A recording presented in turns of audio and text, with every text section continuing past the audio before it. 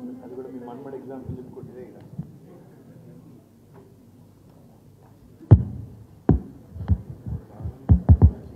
జై తెలంగాణ, జోహార్ తెలంగాణ అమర వీరులకు కేసీఆర్ గారి నాయకత్వం.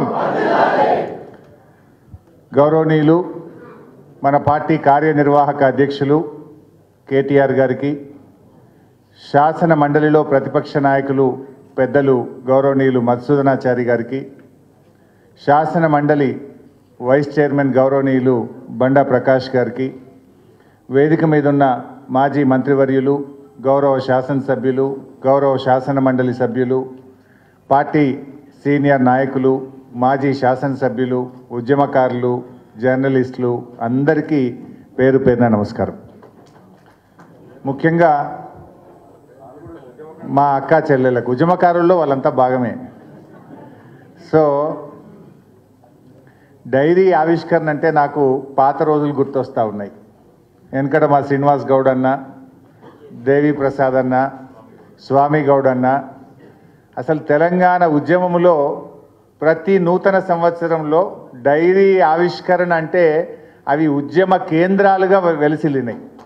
ఒక్కొక్క డైరీ ఆవిష్కరణ పేరిట టీఎన్జిఓల డైరీ ఆవిష్కరణ, లేకపోతే హౌసింగ్ బోర్డ్ డైరీ ఆవిష్కరణ, AP public service commission diary ఆవిష్కరణ, ఇలా రకరకాల డైరీ ఆవిష్కరణలు పెట్టి తెలంగాణకు జరుగుతున్న అన్యాయాలను ఆ వేదికగా బయటకు తీసుకురావడం, తెలంగాణ వాదుల్లో ఐక్యత పెంచడం, తెలంగాణ ఉద్యమానికి ఊతమిచ్చే విధంగా గతంలో డైరీ ఆవిష్కరణ కేంద్రాలు ఉద్యమానికి గొప్ప ఊతమిచ్చాయి. ఈరోజు మన బీఆర్ఎస్ పార్టీ తరఫున ఈ డైరీ ఆవిష్కరణ చేసుకోవడం నిజంగా చాలా సంతోషంగా ఉంది. ఈ డైరీని తయారు చేసినటువంటి వారు చాలా బాగా చేశారు. వారికి హృదయపూర్వకంగా నేను ధన్యవాదాలు కూడా తెలియజేస్తా ఉన్నా. అదొకసారి ఇలా తిప్పుతూ ఉంటే డైరీలో ఆనాడు మన 14 ఏళ్ల ఉద్యమ ప్రస్థానం అంతా అక్కడ కనబడతా ఉంది. ఏమేమి జల పోరాటం కానీ, మన మిలియన్ మార్చ్ కానీ, సాగరహారం కానీ, కేసీఆర్ గారి మొత్తం లిస్ట్ అంతా కూడా అక్కడ ఒకసారి కళ్ళ ముందు కదులుతూ ఉన్నది. అదేవిధంగా ఇంపార్టెంట్ డేట్స్ కానీ, మన పార్టీ సాధించిన విజయాలు అన్నీ కూడా చక్కగా తయారు చేశారు. పార్టీ ప్రతి నాయకుడు, కార్యకర్త కూడా ఈ డైరీని తన వెంట పెట్టుకోవాల్సినటువంటి అవసరం ఉంది. అది ఉన్నదంటే మొత్తం మన పాత జ్ఞాపకాలన్నీ కూడా గుర్తొస్తాయి. చాలా చక్కగా ఈరోజు డైరీ ఆవిష్కరణ చేసినాం. నాటి డైరీ ఆవిష్కరణ కేంద్రాలు ఆ రోజు రాష్ట్ర సాధనకు ఉపయోగపడితే, నేటి డైరీ ఆవిష్కరణ మన తెలంగాణ రాష్ట్ర అభివృద్ధికి, తిరిగి బీఆర్ఎస్ను అధికారంలో తెచ్చుకోవడానికి, ఈ ప్రజల పక్షాన మనం నిలబడడానికి ఇవి ఎంతగానో ఉపయోగపడతాయి. సరే, ఈరోజు అన్ని విషయాలు పెద్దలు మాట్లాడారు. రేవంత్ రెడ్డి గారి ఏడాది పాలన అయిపోయింది. ఏం చెప్పిండ్రు ఆ రోజు ప్రజలకు చాలా హామీలు ఇచ్చారు. కానీ ఏడాదిలో నిజంగా రేవంత్ రెడ్డి గారు చేసింది ఏమైనా ఉన్నది అంటే, అయితే కోతలు, లేకపోతే ఎగవేతలు, కాదంటే కేసులు. కేసీఆర్ గారి ప్రభుత్వం గతంలో అనేక సంక్షేమ కార్యక్రమాలు తెస్తే ఆ సంక్షేమ కార్యక్రమాలకు కోతలు పెట్టినారు. కాంగ్రెస్ పార్టీ మేనిఫెస్టోలో చెప్పిన వాటిని ఎగవేతలు చేస్తూ ఉన్నారు. ప్రశ్నించే వారి మీద కేసులు పెడతా ఉన్నారు. ఇంతకు మించి రేవంత్ రెడ్డి సాధించింది అయితే ఏమి లేదు. ఎగవేతలంటే గుర్తొస్తూ ఉంది. ఆ మధ్య మా రసమై బాలకృష్ణ నన్ను మానకొండూరు పిలిచిండు. నేను ఆడికి పోయి, రేవంత్ రెడ్డి నువ్వు రుణమాఫీ ఎగ్గొట్టినవు, నువ్వు తులం బంగారం ఎగ్గొట్టినవు, రైతు భరోసా ఎగ్గొట్టినవు, మహిళలకు మహాలక్ష్మి ఎగ్గొట్టినవు, వృద్ధులకు 4000 ఆసరా పెన్షన్ ఎగ్గొట్టినవు, ఇవన్నీ ఎగ్గొట్టినవు నాయన. నీ పేరు యనుముల రేవంత్ రెడ్డి కాదు, నువ్వు ఇప్పటి నుంచి ఎగవేతల రేవంత్ రెడ్డివి అన్న. అరే, ఎగ్గొట్టిండు అంటే కూడా తప్పేనా? ఇది అన్నందుకు ఆడ మానకొండూరులో నా మీద పోలీస్ స్టేషన్లో కేసు పెట్టారు. ఇప్పుడు నోటీసుల మీద నోటీసులు వస్తున్నాయి నాకు, రా పోలీస్ స్టేషన్ కానీ. ఎగ్గొట్టిండు అంటే ఇది తప్ప? నువ్వు ఎగ్గొట్టింది నిజం కాదా? నువ్వు కోతలు పెట్టింది నిజం కాదా? ఇదంటే రేవంత్ రెడ్డికి కోపం వస్తూ ఉన్నది. ఏం చేసినావు నాయన నువ్వేమన్నా అంటే పబ్లిక్ డైవర్షన్. ఇలా కేటీఆర్ గారి మీద కేసు పెట్టి, ఒక అక్రమ కేసు పెట్టి అన్యాయంగా ఇరికిచ్చే ప్రయత్నం చేసి ఒక పబ్లిక్ అటెన్షన్ డైవర్షన్.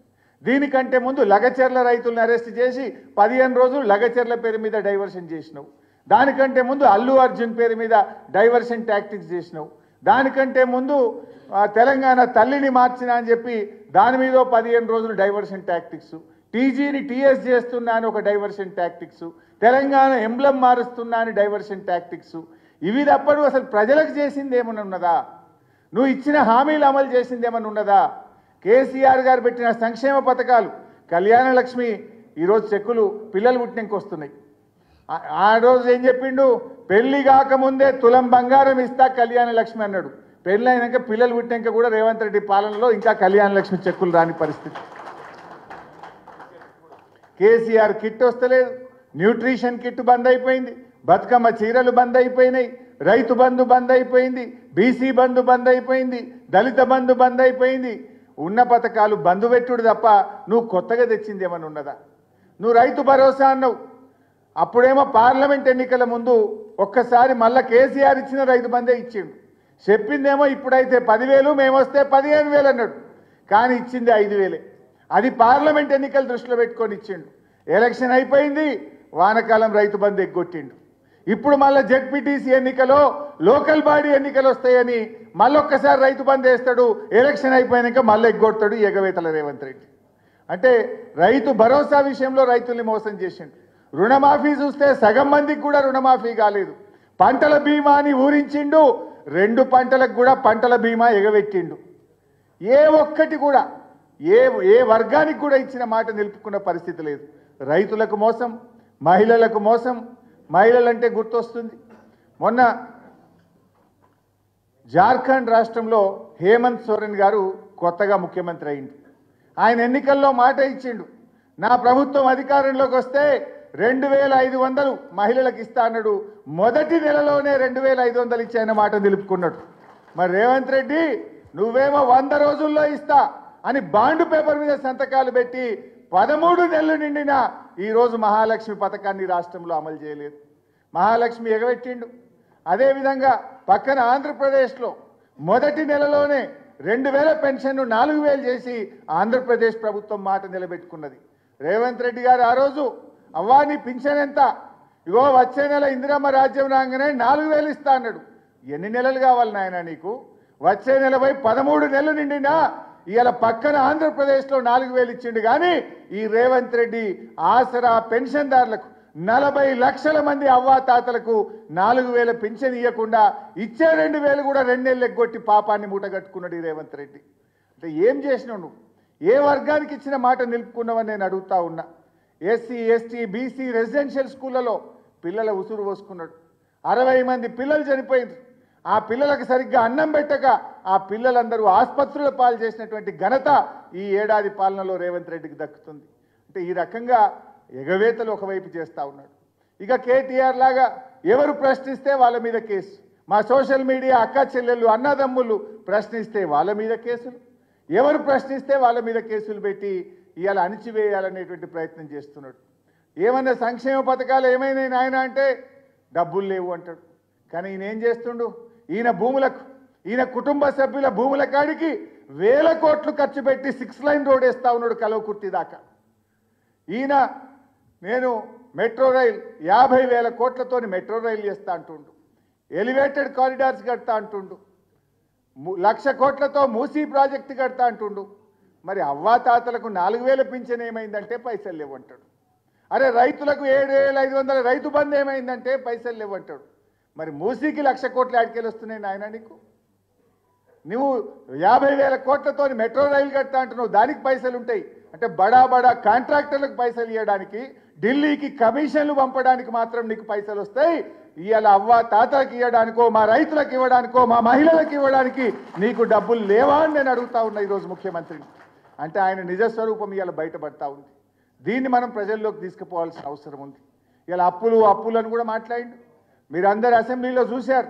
ఈ రేవంత్ రెడ్డి ప్రభుత్వాన్ని అసెంబ్లీలోనే ఒప్పించి మెప్పిపించి నోరు మూయించిన అప్పుల గురించి 7 లక్షల కోట్లని 8 లక్షల కోట్లని అప్పులంటే నిండు అసెంబ్లీ సాక్షిగా 10 ఏళ్ల బీఆర్ఎస్ పాలనలో బీఆర్ఎస్ ప్రభుత్వం కరోనాతో సహా ఉదయ్ స్కీమ్తో సహా అన్నీ కలిపి చేసిన అప్పు 4,17,000 కోట్లే.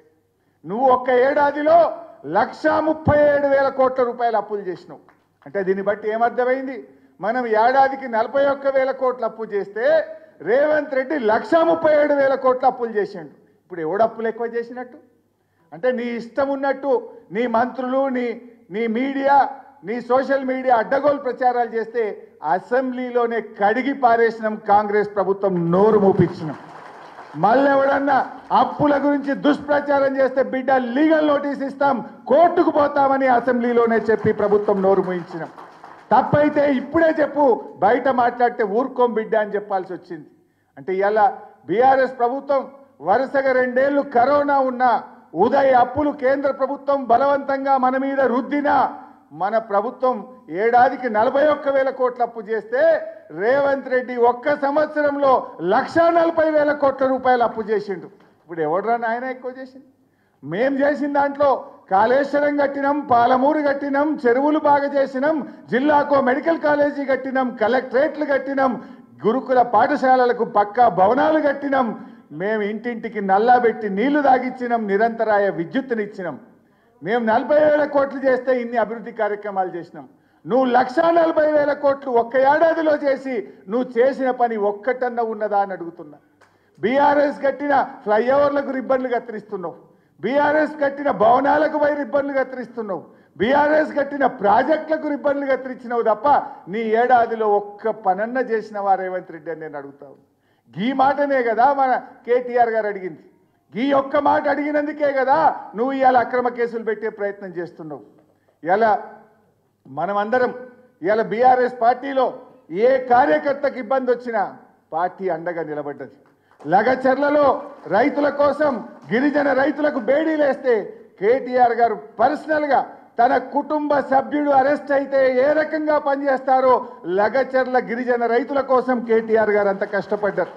వారి బెయిల్ కోసం, వారిని విడుదల చేయడం కోసం వారి కుటుంబ సభ్యులను కూడా 3 సార్లు కలిసి ధైర్యాన్ని ఇచ్చి ఆ కుటుంబాలకు కూడా అండగా నిలబడి వాళ్ళను జైలు నుంచి గౌరవంగా బయటకు తేవడంలో ఒక పార్టీ వర్కింగ్ ప్రెసిడెంట్గా ఆయన కృషి చేశారు. ఆ రకంగా పార్టీలో ఏ కార్యకర్తకు, ఏ సోషల్ మీడియా యాక్టివిస్టుకు, ఏ ఉద్యమకారుడికి, ఏ పార్టీ నాయకుడికి మన కౌశిక్ రెడ్డి మీద ఇంటి మీద దాడి జరిగినా పార్టీ మొత్తం అందరికీ ఆ కార్యకర్తలకు, ఆ నాయకులకు అండగా నిలబడ్డది. నేను ఇప్పుడు కూడా చెప్తున్నా, కేటీఆర్ గారు కూడా ఒక కార్యకర్తనే, కేటీఆర్ గారు కూడా పార్టీలో ఒక ఉద్యమకారుడే. ఇవాళ ఆయనకు ఆపదొస్తే కూడా మొత్తం పార్టీ కూడా వారికి అండగా నిలబడుతుంది. ఏ రకంగా అయితే ఒక నాయకుడి కోసం, ఒక కార్యకర్తకు ఇబ్బంది వస్తే నిలబడ్డామో, ఇవాళ కేటీఆర్ గారి మీద పెట్టిన కేసు ఆయన మీద పెట్టిన కేసు కాదు, ప్రశ్నించే గొంతు మీద పెట్టిన కేసు, ఉద్యమకారుడు మీద పెట్టిన కేసు. ఆయన గ్రాఫ్ పడిపోతుంది కనుక, రేవంత్ రెడ్డి ప్రభుత్వం రోజు రోజుకు దిగజారిపోతుంది కనుక ఇలాంటి కేసులు పెట్టి ప్రజల దృష్టి మరల్చాలనే ఒక కుట్రలో భాగంగానే కేటీఆర్ మీద కేసు తప్ప ఇది వ్యక్తిగతంగా ఆయన చేసిన తప్పు కాదు, నేరం అంతకంటే కాదు. ఈ రాష్ట్ర ఇమేజ్ పెంచడానికి, రాష్ట్ర ప్రతిష్ట పెంచడానికి, రాష్ట్ర గౌరవం పెంచడానికి ఆయన పనిచేస్తే ఒక అక్రమ కేసు పెట్టేటువంటి ప్రయత్నం చేస్తున్నాడు. ఎట్లయితే కేటీఆర్ గారు, బీఆర్ఎస్ పార్టీ ప్రతి నాయకుడికి, కార్యకర్తకు ఆపదొస్తే నిలబడ్డదో యావత్ బీఆర్ఎస్ పార్టీ ఈరోజు మానసికంగా, ధైర్యంగా కేసీఆర్ కు పూర్తిగా అండదండగా ఉంటాం. ఎవరు కూడా భయపడే ప్రశ్నే లేదు. ఏ నాయకుడికి ఆపదొచ్చినా, పార్టీలో ఏ కార్యకర్తకు ఆపదొచ్చినా ఈ పార్టీ ఒక కుటుంబం, ఈ కుటుంబం అంతా కలిసి పోరాడుతుంది, కలిసి అండగా నిలబడుతుందని చెప్పి మనవి చేస్తూ ఈ డైరీ ఆవిష్కరణ ఇంత అద్భుతంగా జరుపుకోవడం నాకు చాలా సంతోషంగా ఉంది. ఈ డైరీ కూడా ప్రింట్ చేసి ప్రతి నియోజకవర్గానికి 1000 డైరీలు మన ముఖ్య నాయకులకు, కార్యకర్తలకు కూడా పంపిస్తాం. అందరూ కూడా దీన్ని తప్పకుండా ఉపయోగించాలని చెప్పి కోరుతూ జై తెలంగాణ.